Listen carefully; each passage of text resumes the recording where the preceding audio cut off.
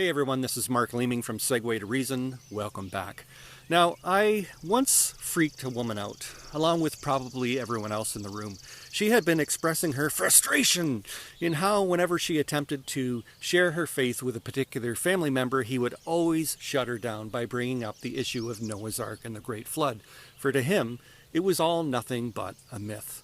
And so my recommendation was for her next time when she met him, to tell him that she was giving him the benefit of the doubt for argument's sake, that Noah's Ark and the Great Flood was just a myth and a legend. But then also ask him what he thought was the point of that myth, that legend. Because for ancient people, myths and legends generally were meant to convey some sort of truth. So setting aside whether Noah's Ark for this video was an historical event or a myth and a legend, what is it trying to teach us? With the rise of ISIS in the Middle East, who hasn't thought, well, why doesn't God do something to stop them?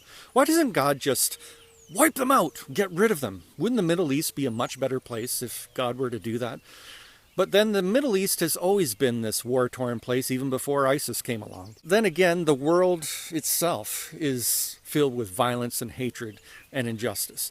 Why doesn't God just line up all these people that cause all the war and the injustice and the inequality and the violence and just get rid of them? Wouldn't the world be a much better place if he were to do that? But the teaching, the moral lesson to be drawn from Noah's Ark and the Great Flood is that God tried that once and it didn't work. Now, you know how the story goes. The world was filled with an injustice, violence, evil, and wickedness, and things had gotten so bad for humanity that only one man, Noah, and his family were the only ones who at least attempted to do what was right. So God decided to reboot the human race. He was going to start all over again with this one family. So he ordered them to build an ark. He sent this massive flood, killed everybody else, and when the flood receded and the doors of the ark opened once again, humanity had a clean slate. It could start all over again. But then it wasn't long before injustice, violence, wickedness, and evil flourished in the world once again. And you see, it wouldn't matter how many times God reflooded the earth, the end result would always be the same. The problems of the world don't stem from things outside of us, but rather from within. There's something deeply flawed about our human nature, which will always mean that the world will be an imperfect place. Now, that's not to say that we should never strive to improve things, but ultimately, we will never be able to establish heaven here on earth. Now, since the time of Christ, only up until recent times, that's been the predominant view of the Western world concerning human nature. But as our culture has become increasingly secularized and it has rejected religion, so too has it rejected this view of human nature.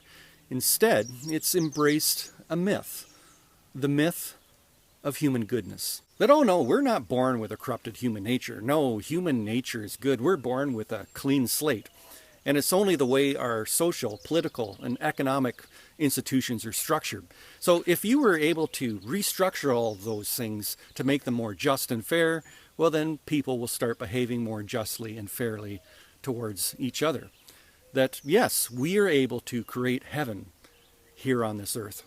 Yet if there's anything we should learn from the 20th century, it's that whenever we attempt to create heaven here on earth, we create hell instead. The communists in the communist world, in spite of having all the power of the state, couldn't make us good.